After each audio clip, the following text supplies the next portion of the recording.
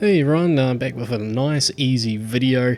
This one's a kind of a short one, but I've got this Toshiba laptop which you'll be seeing some more of later, and it has a BIOS password. So first thing I did was I left it unplugged for about a week and removed all the batteries, but yeah, even the backup battery still got the password. So looking around online, especially on Vogons, links in the description, there's a parallel port, printer port adapter you can use from the Toshiba service manual, and you can actually build a device that will reset the password.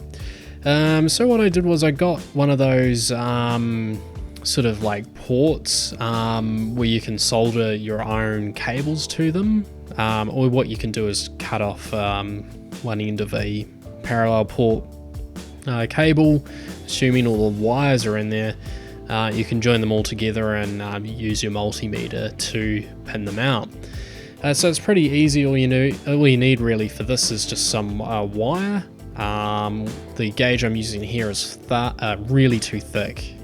You need like speaker wire or something just really thin. It doesn't need much, it's not carrying any high current, but I heard this lying around, so I cut some ends off.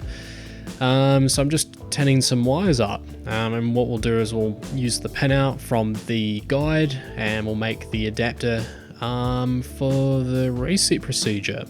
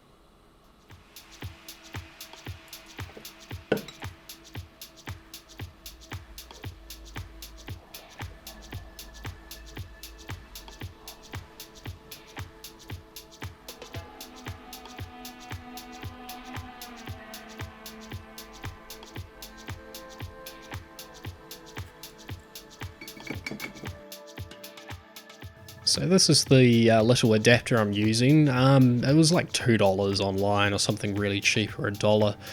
Shipping of course more than that, but yeah, it just has all the pins, and what I'm going to do is just solder the wires directly to those pins. Printed out the pinout sheet. This is basically it. As I said, links in the description for this. So now that I've pre-tinned all the wires, I'm just going to pre-tin all the pins.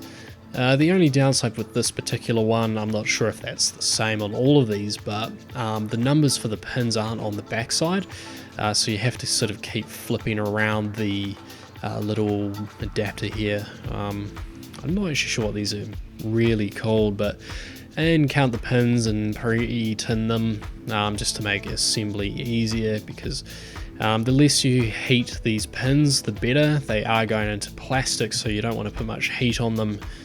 So you don't, melt the plastic too much and stuff like that. So it doesn't need like a really hot iron.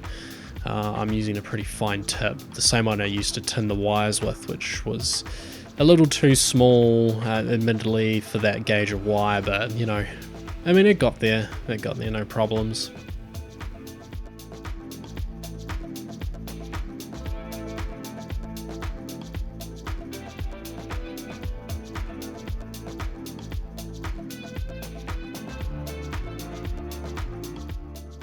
Well, the adapter's all made up, and I didn't film much of it just because of the time it took. Ended up sort of taking a break in between, and also the camera would have just overheated with the amount of recording. It did take me actually quite a while to get everything sort of lined in, and my head was in the way, so yeah. I put some heat shrink tubing around each one of the pins just to make sure that nothing was going to touch.